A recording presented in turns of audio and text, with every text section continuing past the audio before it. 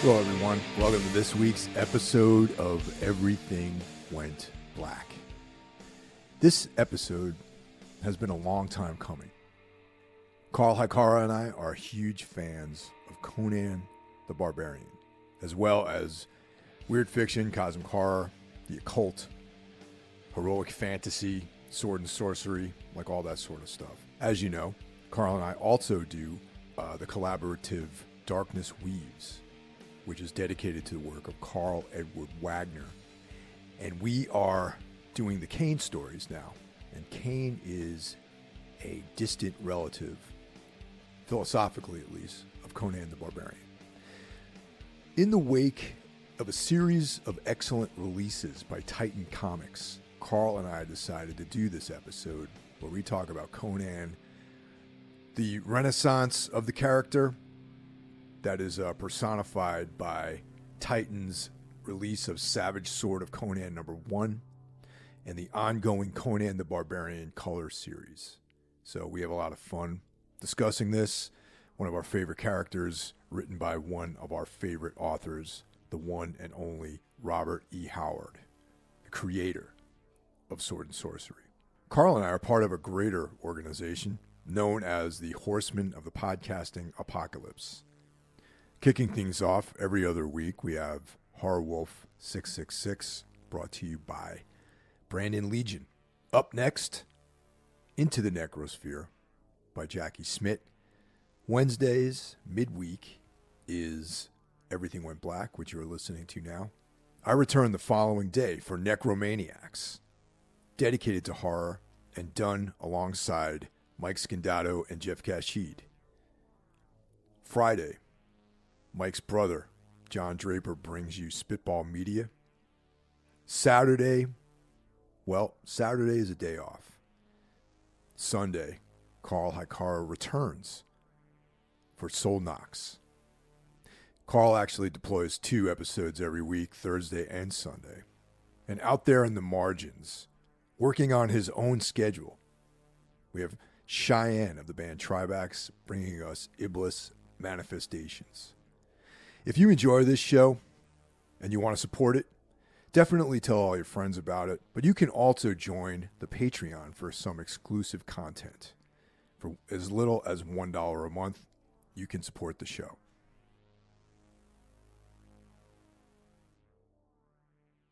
Currently experiencing what seems like a renaissance for Conan the Barbarian after a lot of different issues with publishers, a sort of ill-fated recent stint with Marvel.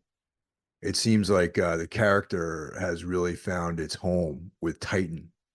And I have never been familiar with that imprint for Conan. So have you read any of the other comics they put out? I'd have to see what comics they put out. I don't know if they did Berserker from with Keanu Reeves comic. I remember that one. Yeah. I don't know. I don't know if they did Titan did that one or not. I'm not sure. So but yeah, I'm not. That's not like a label that I was super familiar with. They do. It's a book. They're a book company as well, so they put out books. And then the comics. So I really got into with the Conan the Barbarian series coming out, which for me, like I had been getting once Marvel picked up Conan and was it 2017, 2018. I've been getting, I have all those issues and even some of the trades of that. And I also was picking up. I was happy because they did some omnibus versions. Like they did a good job of like, at least when it was on Marvel, they like archived everything. So they did like whole omnibuses for Savage Sword and Conan Barbarian. They started doing. What sucks though is they started doing the Epic collections, which were like the smaller trades that were still pretty beefy that have like a lot of the issues. And I was gonna try to collect all of those as they came out. And then the guy at my comic book store told me is that basically when Disney bought Marvel, essentially what ended up happening is they ended up finding out that when I think it was when Blaze Comics did their like they were doing some Conan issues, which are okay. They're not like super great. I got their Frost Giant's Daughter one, but essentially like Disney tried to be like, hey, wait, we have like the rights to Conan. What are you doing? And Blaze is like, and I guess in that process they found out that Conan is in public domain, right? And so Disney's like, well, we're not going to pay for the license to the Howard estate for something that's public domain, and they just dropped it, basically just like a hot potato. And I was really upset about that because they were just started doing the Epic collections. The series was pretty good, wasn't it was Jim Zub doing that as well. It was pretty good, but so it was kind of like I was really bummed. And then so it was like Titan came in and saved the day basically, and seems like they basically hired Jim Zub and a bunch of guys who are doing the Marvel Conan series, and bought all the rights to everything so they could put out the old Marvel comics and you know do right by the character. You know what I mean? So that was a Yeah, big and then that was a really big relief for me because it was like I was really bummed when Marvel dropped it, and I was like, um, and then now it's even better because now they're putting out Savage Sword in the magazine format. So I mean, it's like all your dreams are coming true, you know? but I would have never actually considered checking it out if it wasn't for you, honestly, because I've been so disappointed in the treatment of the character that I was just like, oh man, another just like kind of half-assed attempt to like cash in on such a great character. And yeah, I also did you check out the Dark Horse issues that came out, the Dark Horse series? Yeah, I have a pretty good amount of the Dark Horse collections. Dark Horse series was hit or miss for me because the artwork sometimes I didn't really like the artwork in a lot of those, like it was, but they did some really really solid stuff as well. I do like like I really liked their Frost Giant's Daughter. I liked they did a cool version of Hand of Nergal. The one downside was Dark Horse when they reprinted the old Marvel ones, it was horrible because they completely recolored all the comics with this like dull, gross, like digital color. It just looks horrible. Like if you were to compare side by side, like I have the first like 8 of those old trades. If you compare that to the omnibus or the epic collections that Marvel is putting out, it's just night and day. You know what I mean? Like they look so dull and gross, and compared to the actual original way those comics are supposed to be. So that was a big problem with Dark Horse. Um, was their handling of like the reprints. You know what I mean? But I think the Dark Horse was okay. I mean, like I said, definitely like I'm not. I know there's a lot of people out there who are huge, like they're all about the Dark Horse era, but for me, um, I just didn't really. It was very hit or miss for me, mainly because of the art.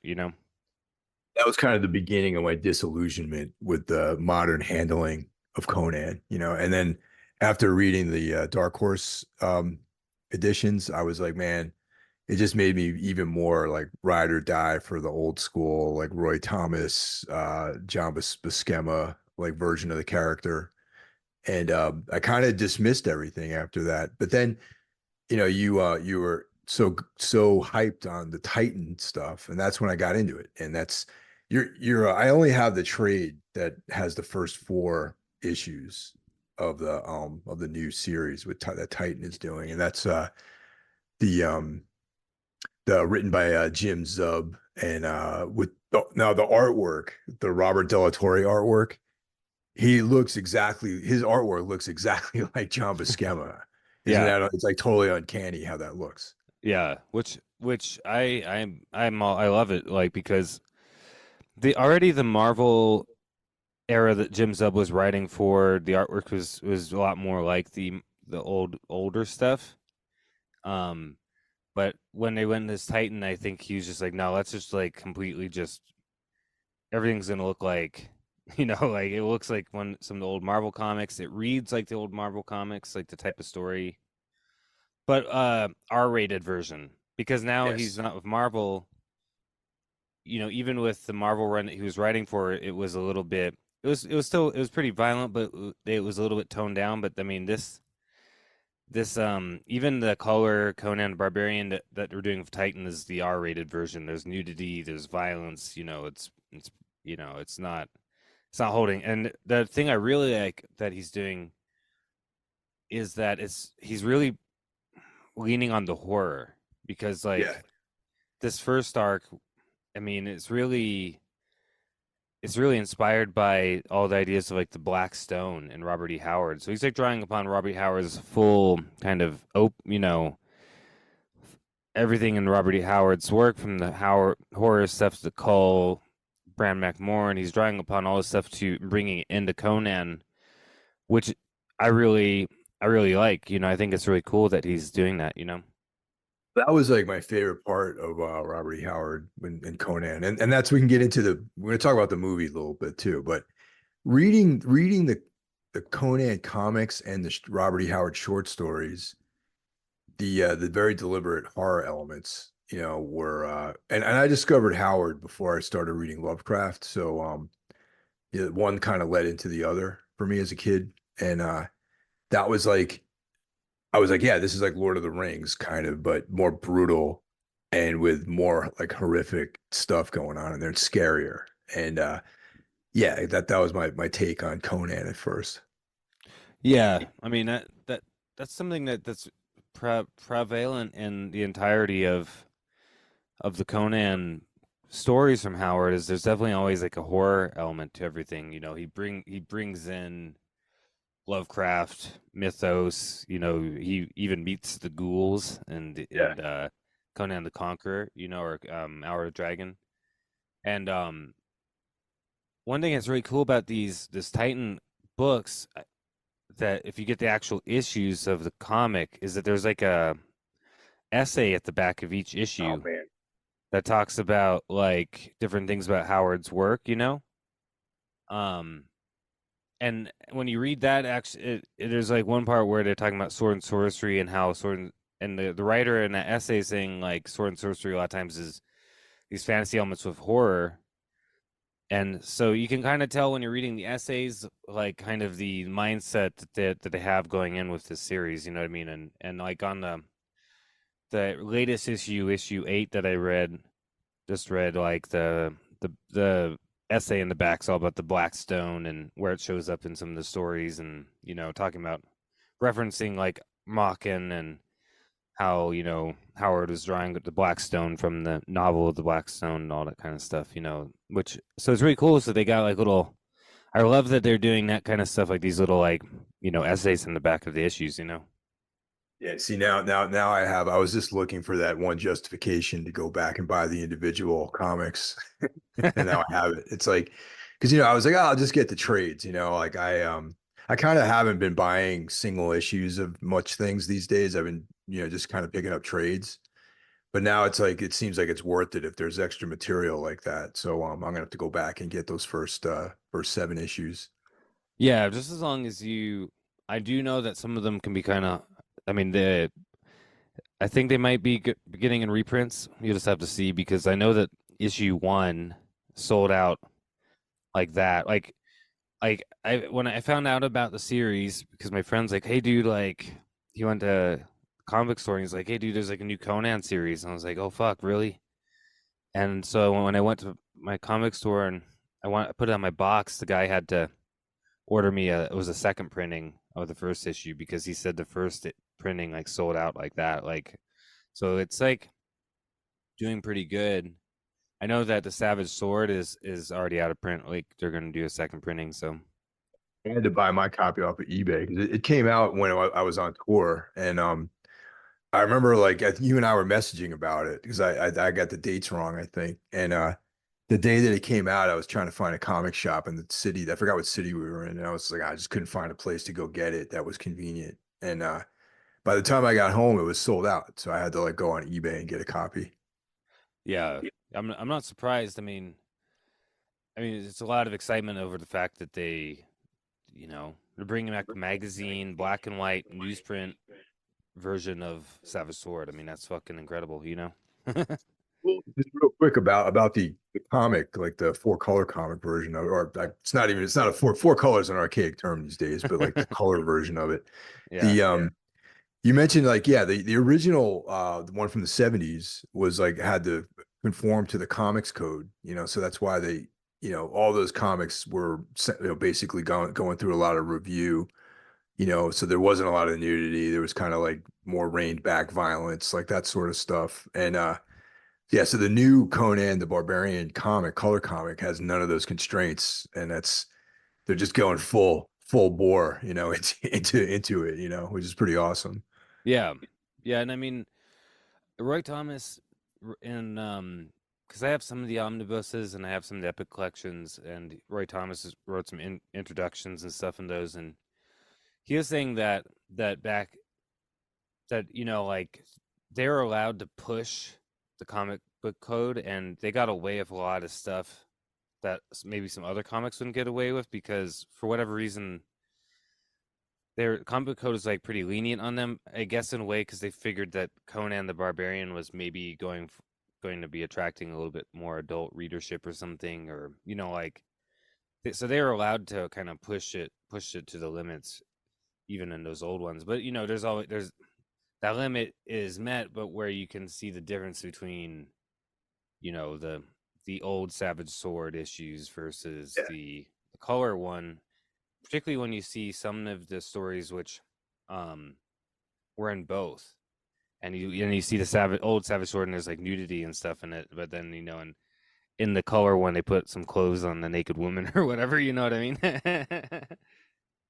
And that was the thing back in like when, so I was a kid when the first Savage Sword came out, like the 1970s version. And I actually kind of exclusively only read Savage Sword of Conan when I was a kid for that reason. Like I definitely, of course, I read the comics, the color comic, but I was more excited for the Savage Sword issues because for that reason, there was like nudity, there was like naked women in it, and the violence is more intense. But aside from all that, there was like essays like they're doing now. There was always these cool backup stories like the new version has. And that was, you just got so much more for your dollar back then, even though it was money my parents probably gave me, but it was still, the value was still there. And it's interesting because there was a whole bunch of black and white comics that came out, like magazine size comics that were, out on the newsstands back then, that I also got into those too, like Creepy and Eerie, and Vampirella, like the Warren titles were like that, and Oh yeah. yeah, they were definitely like adult comics. I've always, yeah, I love all those magazine black and white comics from back in the day. Like I have some of the hardcover collections of Eerie and Creepy and Vampirella, and I have a bunch of reprints of Vampirella as well, and some original issues. And yeah, I mean, I remember growing up and seeing the Savage Swords, in the store, in the used, stores where you could find, like, where I used to get like the comic book stores. There was like a bookstore that had like comics and magazines that you could go through, and it was just kind of a mess of shit. But that's actually how I got into Conan, was just digging through all these stacks of comics when I was a little kid, even before I could really read. But I I always gravitated towards, like, it was like Conan, Batman, Swamp Thing, X-Men was another one, but Conan and Batman were my two big ones where if I saw those, I got those, you know what I mean? And uh primarily the Conan ones I read were the ones from the 80s, like, because that was available, late 80s, early 90s. A lot of the ones you were finding in those kind of places was like the 80s stuff. But um I always was really like attracted to all the magazine ones, like, because they had fucking sick covers from Frank Frazetta and Boris Vallejo and all these kind of people, you know what I mean? And there's also, it's but all those comics companies, they had those painted covers, and a lot of the artists were these like the guys from South America, where it's interesting because those guys are incredible, But I was reading an article about that, and it was more geared towards Warren comics about how it was almost like they were exploiting these guys in South America because they could pay them like half the amount of money they would pay someone in the States, but they would get this beautiful painted cover from them. Yeah. So I mean, it's great, but it's also kind of evil at the same in the same hand. Yeah, I'm not surprised. But Yeah, like the thing about those magazine ones too is particularly when you're a kid and you get your hands on them, you do feel a little bit like you're reading something maybe you shouldn't be. You know what I mean? yeah, yeah. Yeah. I had to like, I was fooling my parents into thinking that was, oh, these are, it's like Batman, like, luckily they didn't, thumb through any of it, and especially some of the Warren titles, like Eerie and Creepy push things to, Vampirella, like all that stuff. There's a lot of, they kind of push things a little bit in those comic books. Yeah, particularly Vampirella, there's a lot of sex in Vampirella. Like particularly when you get later in the in the later issues, there's a lot of nudity and sex and stuff in Vampirella and but I mean, it was an ingenious way to get around the comic books code and do something different. But what I really liked about Savage Sword, though, like you said, is that you get those issues and they got all these other things going on. Like you got like almost everyone had an essay about the Hyborian Age, or sometimes it was like I have one that's like a essay about like medieval armor or some shit like that. You know what I mean? Right. Like sometimes it was like a history lesson of stuff that might have like inspired Howard. Um, and then of course like the secondary story, which is usually Cull or Solomon Kane, or like I know that, or they had like the black and white worms in the earth um adaptation. And that was the other thing about Savage Sword, particularly the earlier issues, is a lot of those are really good adaptations of the original Howard stories as well. Like Roy Thomas put a lot of his hardcore adaptations into Savage Sword. You know what I mean?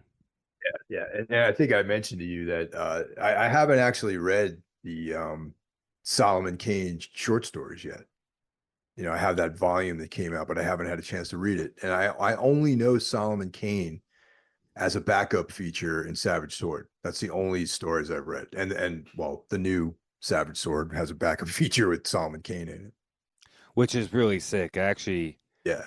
like the new Savage Sword. Like I really like the Conan story. It's pretty sick. Um, but that Solomon Kane story was really really sick. I'm looking forward to part two. Like just like so atmospheric and dark and horror. Super horror feeling. You know what I mean? Like I was just like I was really impressed by that Solomon Kane feature. Well, I always felt like is even more than Conan, Solomon Kane was like deeper into the horror realm of things because there was stories about voodoo and zombies and werewolves and things like that. Yeah, or there's the one where he wrestles the ghost. Yeah, yep, that one. Yeah, Yeah, rattle the bones, I think it's called. yeah. Um, yeah, that Solomon Kane stuff's great. I have that Del Rey collection. I had never read Solomon Kane either until I don't. I think it was 2020 when I bought the. It's either 2020 or 2021. I bought that collection finally, and I read it around Halloween. So I got that, and I got the horror stories Del Rey collection, and I read both of those like for October that year. I think it was Yeah. 2021. That's And on my goals for this year is to read that book. I have a whole bunch of goals, reading goals for this year. I've already knocked two of them out, so that's good. Um, but yeah, getting into that book of Solomon Kane stories is probably next on my agenda. it's really cool. And there's a lot of you know how like Howard gets these like kind of like philosophical like spaces where it just like you have like the conversations where Conan talks about if everything's an illusion, then and I'm illusion, that's fine or whatever. Like I'm just gonna live my life, like in Queen of the Black Coast, or Yeah. there's all these little like ruminations. Solomon Kane does that a lot, and it's probably it's very pessimistic. It's very some of the philosophical like kind of meditations in that. border on that kind of Bugatti, Lovecraftian, like, cosmic pessimism, which is a nice touch. Yeah, which is not a surprise because Robert E. Howard and H.P. Lovecraft were pen pals. They were all those guys were very prolific letter writers.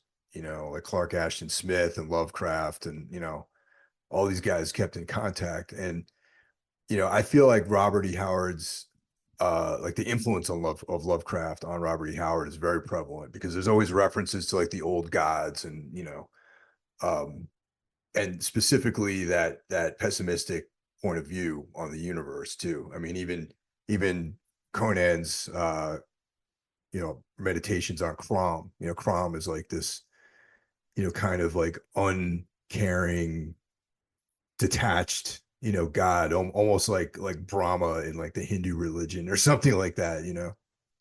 Yeah, exactly.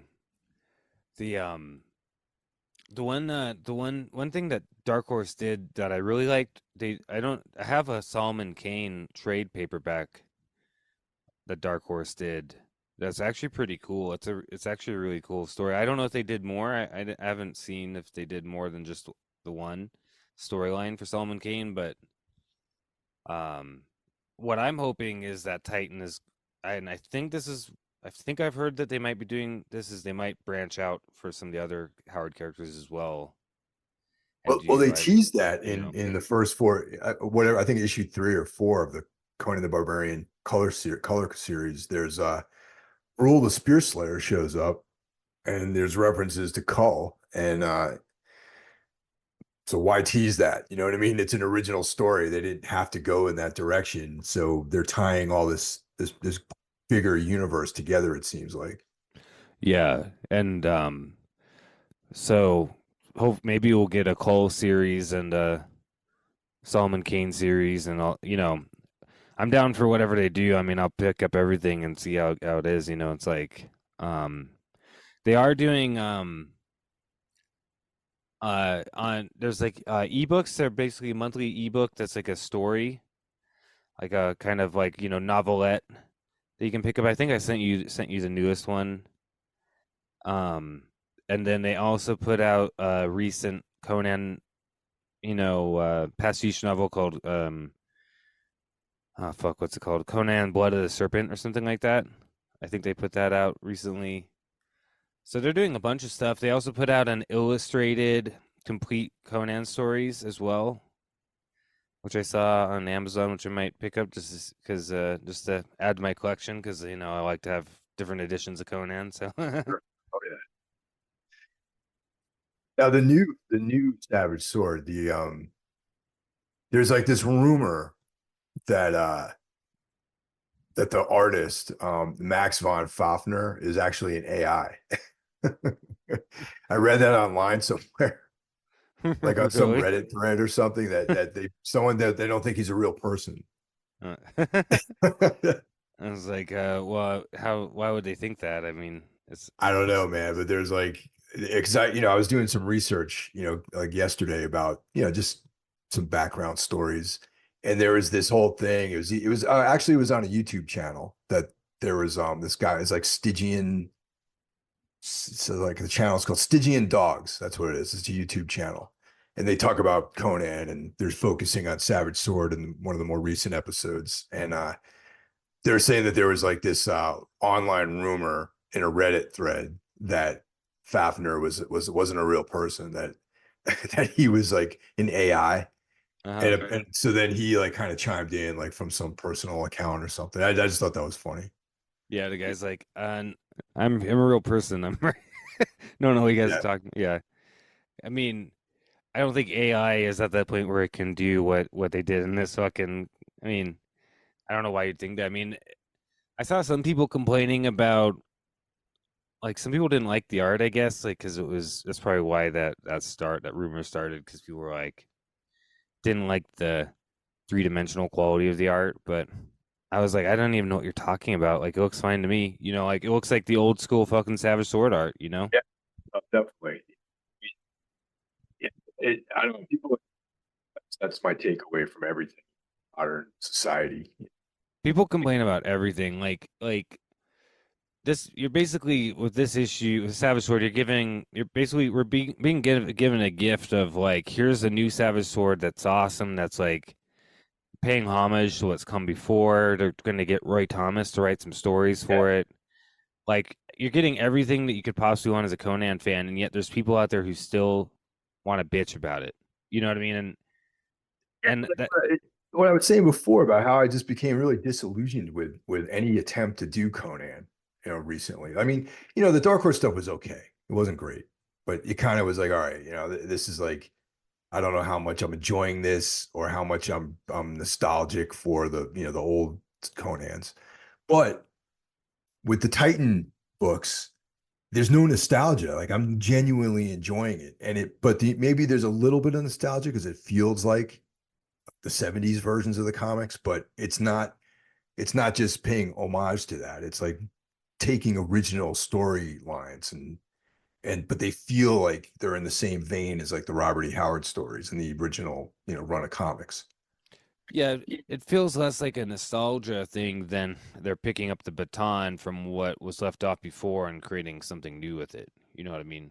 Like, It's almost like a Wagner when his Conan novel. You know what I mean? It's like in the same spirit, and you can tell that the writers of this are the fans themselves, but also care enough to get into the actual correct vibe of the storylines and the feel of the character and everything. yeah, I think the big thing that really impresses me with the Titan stuff is just the amount of care and love that's going into it. Like you get the feeling that these are people who are fans of Conan and want to do right by the series. And when I've listened to some interviews of Jim Zub, and he is a fan of Conan. I mean, it's exactly like he's like that's basically what he said, that their intent is that they want to you know honor the old stuff and do some really cool stuff with particularly with Savage Sword and with the Conan the Barbarian, and just really pay homage to what came before, but just really just give do something new, but while putting a lot of care into it. And that's what I think you can see with the art. Um, stories are pretty good. I mean, and like I don't know, I just it's like that's what you want to see. I want to see somebody approaching this stuff with that kind of care. You know what I mean? Definitely. Now, my understanding is that there's 6 issues scheduled for Savage Sword. That's what they have right now. Yeah, I think that they're I mean, because they're pre-writing everything or whatever. But I mean, I think obviously if it does well, they'll keep going, which I think they will. Yeah, that was my biggest fear. Like when I read that, where I was like, "Oh man, we're only getting 6 of these," and I'm like, "I hope not. Like I hope, I hope this continues on for years, man, because I love it so far." Yeah, no, I think that what Jim Zub seemed to say is that they want it to be something that goes on and keeps going. Yeah, Um, but so but I think they basically just they already have the first 6 pretty much in the bag with the stories and the art and stuff. But I would I got imagine, concerned. yeah, no, it's not just going to be a six issue. But as far as I know, that's I think that it's not going to be like a 1 of 6 or something. That's it. I think their whole intent is to keep going as long as people want to buy Savage Swords. It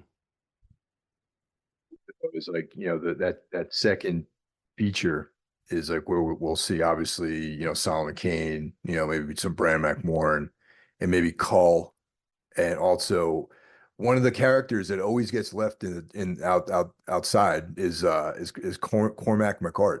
Like, no one ever has done anything with that character, and he's a great character. Not since the Andrew Offutt novels in the 80s or what Yeah, late 70s 80s, which I have half of those. I've been meaning to track down the first half because they're actually really good. Andrew Offutt was a really good pastiche writer for Conan, and then his Cormac novels are really good.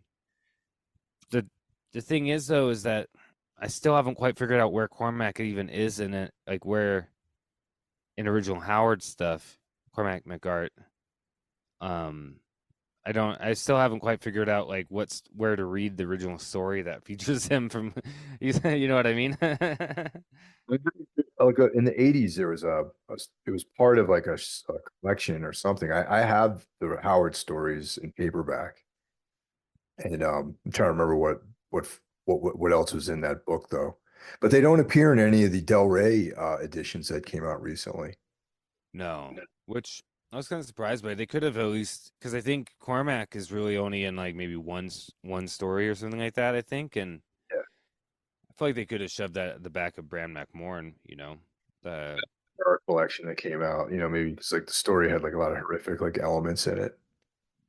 yeah, I'm not. I don't really know anything about the original Cormac story. Like, I just know that there is a story that features Cormac that Howard wrote, but I don't know. I don't know anything about it. It's something I need to. Maybe I could probably track it down online. I bet you could probably read it on a website or something.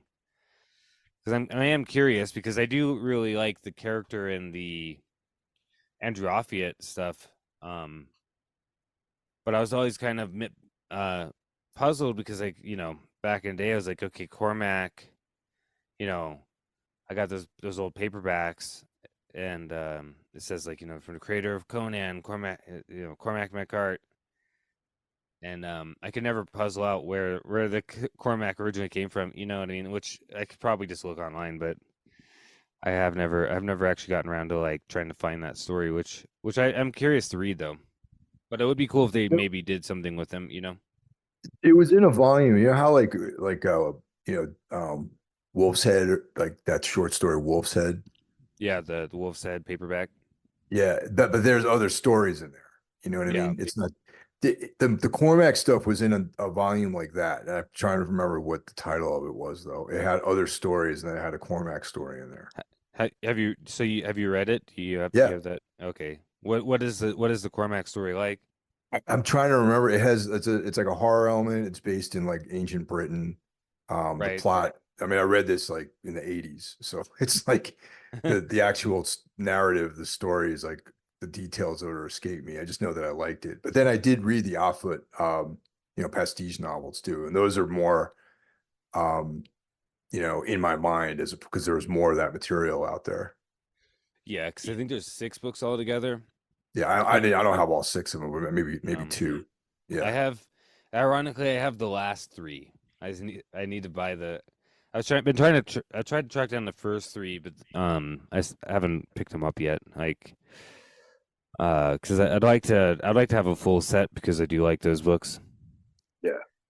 Um, Now, one of the because things that we were going back and forth about that Conan Chronicles Blu-ray set that just came out, that I hear a lot of you guys picking that up, and I don't have a 4K player or monitor, so I think we're going to get one eventually. But I'm on the fence about getting that thing for two, not because only the 4K, but also I feel like appreciation for the Conan movies is almost like like a Pantera kind of thing, where like guys from there's like an age division between dudes who like Pantera and guys who would have liked them if they were maybe 5 or 10 years younger. You know what I uh mean? So I feel like that's the same deal with like the Conan movies. I feel like I'm a little bit older than you guys, so it's like I was reading Conan in the 70s, and then when the movie came out, was it 1980 that film came out? uh, 81? 81 or 82. Yeah. Yeah. I had an expectation of what it was what I wanted it to be like. So I couldn't really appreciate the movie for what it was. Similar to Right. Pantera, it's like, I had an expectation about what heavy metal is supposed to sound like and very detailed ideas about metal. And it didn't align exactly with Pantera. So that's kind of my analogy between Pantera and the Conan movies. Right. Yeah. I mean, I knew about Conan before I saw the movie, obviously because I had read the comics. Um, like since I was like very very young. I was like 3 or 4, like trying to read the Conan comics. So and I read the Howard stories before I saw the movie too. but I did see the movie. I was probably like 10 or 11 or something. You know what I mean? So it made an impact. Arnold was one of my favorite actors growing up. I mean, watching in Terminator and everything. So I think I did see Conan the Barbarian at a young enough age where it made that kind of big impact. And I had already probably seen like Red Sonja before that and stuff like that. Um, I might have even seen the Destroyer before the Barbarian if I think back to it, like when I was like a kid, just because my dad waited a little bit before he let me rent the Barbarian because it's a lot more violent than Oh, yeah, there's a lot of yeah, sex in it. yeah. And well, once they did let me rent it, I don't remember how old I was. I was probably like 10 or something, maybe a little bit younger. Um, so that made a big impact on me, and I watch it all the time growing up. So it was a big part of my, adolescence and, everything. So I guess for me, I kind of have a place for both things. I think that The Barbarian is a great movie in its own right. I really appreciate what John Milius created for it. It's like kind of like its own version of Conan to me, though, if you know what I mean. Like there's Conan from the comics and the stories, and then there's the Conan in the movie, and there's certain elements where they coincide, but there's elements where they're different. You know what I mean? I mean, that's how I've grown to appreciate it. You know what I mean? Like as a young kid, my dad took me to see that in the movie theater because my dad knew that my parents always encouraged me to read, and comic books and whatever. Like they always encouraged me to read. So when I expressed interest in the seeing the Conan movie, my dad, because it was an R-rated movie, so I had to go. I was a kid too, so I couldn't just like walk into the movie theater. Yeah. So my dad took me to see it, and the very very beginning, that beginning sequence when he's a kid, brilliant. That was brilliant, and I just remember being so excited in the beginning. Um, And then it was a fun movie to watch, but I wanted more of what I read in the comics and the short stories because at that point I'd already gone through there was that volume with the of paperbacks with the Frazetta covers. Like I'd already gone through all those at that point. Um but as time went on though, I developed a point of view like you just described where it's just its own thing, It's not like exactly the same as the comics or the short stories because to me Conan was less of like a barbarian because he used his cunning to get through things. He wasn't just like hacking his way through the world, even though he did do quite a bit of stuff like that. But there was like an element of intelligence to the character, you know what I mean? And ultimately he became king of Apollonia, So um yeah, There's so I don't know, like that it was different. What I am excited about though possibly is the prospect. And I know this is like a pie in the sky of Arnold revisiting the character as a king. I think that'd be great. Yeah. Yeah, I think the Barbarian, like they do have elements of him showing him using cunning, like when he dresses. Like I love the scene when like you got the him and the priest, and the Yeah. priest is like trying to come on to him, and Conan's just like, oh yeah, that'll fit me, and he punches the guy out and takes his robe and tries to like get into the cult for Souls of Doom, or like there's some parts of that where you do see some of the that kind of cunning of Conan in the movie.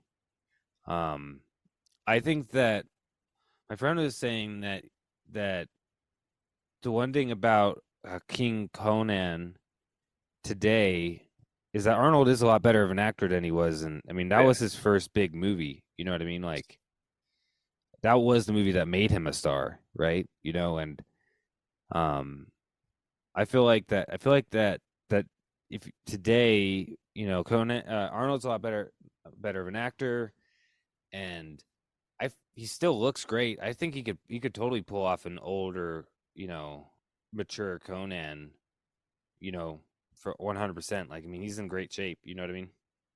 So, yeah, the other thing too is Bolts of Doom is a Cull villain. Yeah, yeah. Milius, when he's writing the script, I guess, he kind of took elements from everything. So he took his elements from Cole, like with Thulsa Doom. There's a few other things I know from Cole, but then he kind of drew upon other stuff, like the scene when he gets his Atlantean sword in the movie is based off of a scene, a short story in the first Conan paperback and this one that Lynn Carter wrote, I think, or Elsewhere de Camp. You got elements like I feel like when they invade the tower, it's drawing upon Tower of the Elephant, but then it's like completely different. But then you get like the Battle of the Snake, which is in one of the Conan stories. So it's like a real mismatch of different things. But but he's drawing on those things, putting it together in this new way, which is cool. Um, what I think is a bummer is that Milius wanted to make it into like a series, kind of like James Bond, where every couple of years there'd be a new Conan movie, like new adventure, new girl, new woman, that kind of thing. Like how it is in the even in the books, and unfortunately, Dino De Laurentiis had some other ideas, and we got Conan the Destroyer, which is not a very good movie. You know what I mean? No, and definitely. and that That kind one of definitely fell short. killed it because it's like in my opinion, it just became another generic fantasy movie, and they kind of lost everything that could have made the series that had made the first movie successful. Wasn't really in the second movie. I mean, Arnold's still pretty good in it, but just the story itself and a lot of the aspects to it just aren't really. They're very 80s fantasy, but they're not Howard. They're not Conan. If you know what I mean, like.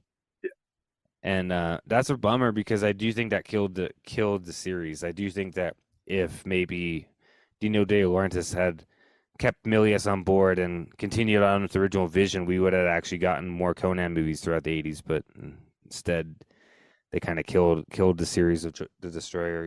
Seems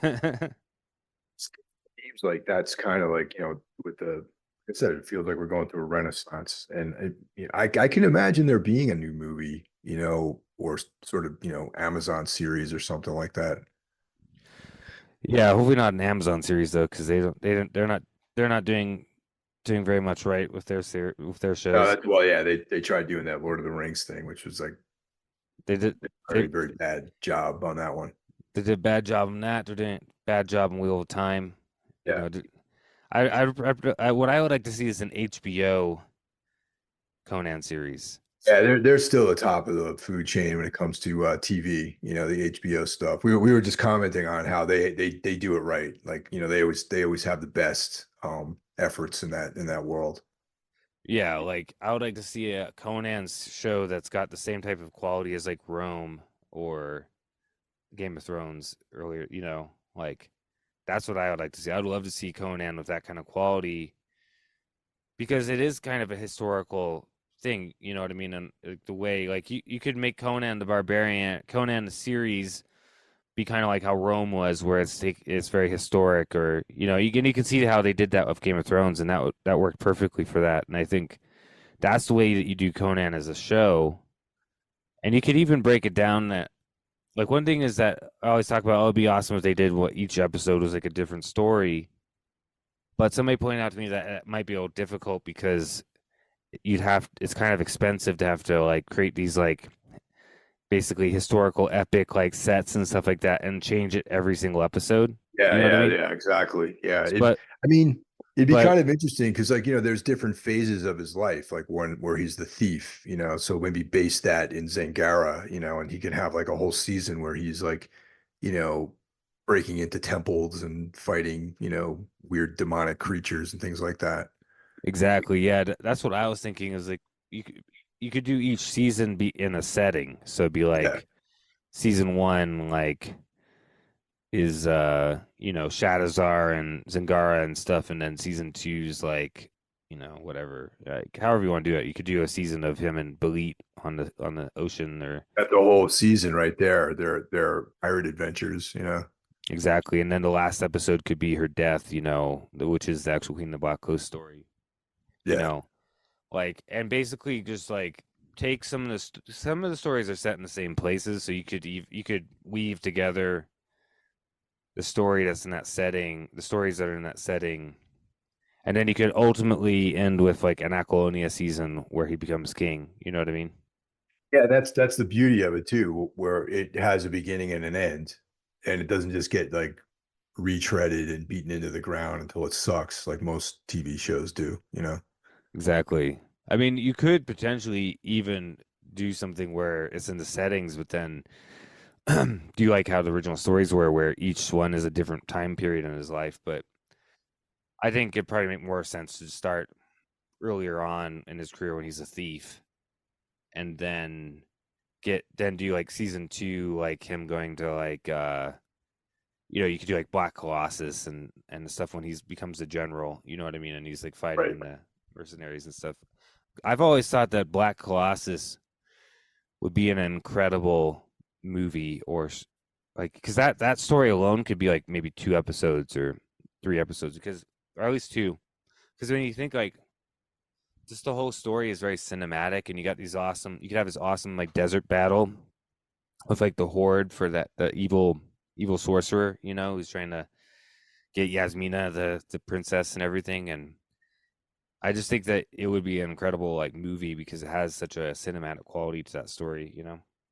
Yeah, I mean that would be. I'm surprised that it's not in development, this type of thing, especially with the success of shows in general, and I feel like even movies these days, everything's like 2.5 to 3 hours long anyway. Yeah. It's actually kind of funny because I don't know if you have this happen to you, but do you ever like not watch a movie because it's like 3 hours, but then you'll sit down and watch 3 episodes of TV, like no problem? So Oppenheimer, it's like it's so long, then I'll like watch, we'll like binge like 5 episodes of The Sopranos or something like that. Yeah, it's kind of funny. But yeah, I mean, I think that now is the time, like, you think about it, like, I was saying that, like, February was like the month of Conan because we got Savage Sword came back, we got that Conan Chronicles box set, like, which is awesome. Like, I bought it because I'm such a big fan of Conan the Barbarian. I mainly bought it because it's got a book in it. It's a nice new edition. It's got tons and tons of special features, and it's also got the extended cut, which has all the which I'd never seen because it was only released as an extended cut, like one like version of the DVD or Blu-ray or whatever that came out, which it's hard to track down. So I was pretty excited. But yeah, I mean, you got all this stuff, and I saw that there's a new edition of Conan coming out called the Definitive Edition, and of the stories. So it's Conan the Definitive Edition of stories, and it's basically it sounds like it literally is the definitive. It has everything in one volume. It basically takes those Del Rey things and combines it together in one volume.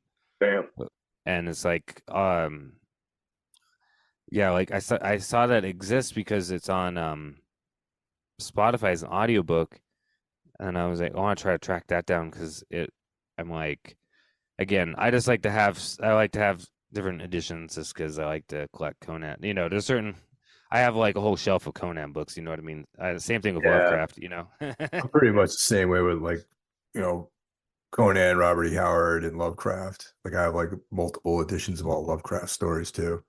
Yeah, um I have the Penguin ones that Joshi um edited. I have those fake leather bound edition of Necronomicon, and the second Eldritch one, Tale. yeah, Eldritch Tales. I have the old Del Rey Lovecraft books, which I actually think are still the best.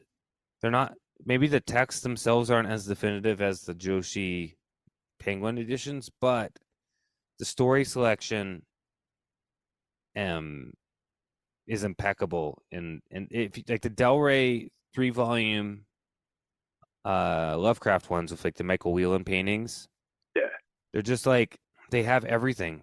They have all of Lovecraft stories, and the first volume, the Blood Curdling Tales one, has basically all my favorite stories in one volume. The Dream Quest one has, all the dream oriented stories, which is awesome. the third volume has like all the everything else, and yeah, some of the editing might be not 100% to Lovecraft's like original. Like they did put some paragraph breaks and stuff in the Del Rey ones, but at the same time, the Joshi Penguin editions are very weird. Like it's a very weird story selection in each one of those volumes. You know what I mean? So I mean, whatever. I have them all. So Well, right about now is a good time for to be a Conan fan. So yeah, everyone should go out there and enjoy all this great stuff that's happening. yeah, yeah, definitely pick up the. If nothing else, I'm planning on picking up the trade of the first 4 issues because it does have the free comic book day issue of Conan, which I didn't get last year. See, I Um, didn't realize that was part of the first trade. I just I just bought the trade because I missed the boat on the when they came out. yeah, so the trade has the free comic book, which is like Conan Zero. Oh, okay, Um, so that was okay. so that's so it's technically like 5 issues in that, and then, but then if you have the individual issues, you get all these kind of 1 page essays in them, which is cool. But yeah, so I'm getting each issue because I have them in my box at my comic book store. But I plan on getting the trades too, just to have those. And what I'm just really excited for the future, particularly knowing that Roy Thomas, he did the introduction to wrote the introduction to the Savage Sword issue. I'm really excited because he posted on social media and stuff that they're gonna have him write stories for Savage Sword, Well, he pretty much which says it in the introduction too, where he's like he's going to pin a couple of things, so it's out there in the world now. It's going to happen. yeah, which it might have already happened since I think I've already seen the covers for up to issue 3, so they're ahead on the Savage Sword, and I'm like pretty excited. The and yeah, the second storyline in Conan is pretty good. I didn't like it as much as the Black Stone one, but I'm still excited to see where they're going with the whole series. You know what I mean? And yeah, I just think it's a great time to be a Conan. I think people need to fucking support. It's the same thing as like we're talking about Valancourt Books doing In a Lonely Place with Kane with Wagner. The thing is, if something cool is happening, you need to support it because that's as long as these Savage Sword printings are selling out, they're gonna keep doing the series. You know what I mean? So it's important to support it, and that's how we're gonna get more cool shit. You know what I mean? Yeah. You're not gonna get cool shit for just fucking bitching about it online. Complaining about it on Twitter or whatever. Yeah. Exactly. Yeah. Well, thanks for listening, everyone, and Carl, thanks for joining me on this. You Yeah, and I share a lot of the same points of view about this material, so it's good to talk to you about it. that's awesome. Like I said, I'm always happy to talk about Conan, and really happy to talk about this Titan series because it's fucking awesome, and yeah, hope people will check it out. Once again, thanks everyone for listening, and we'll talk to you next week. Take care. See you.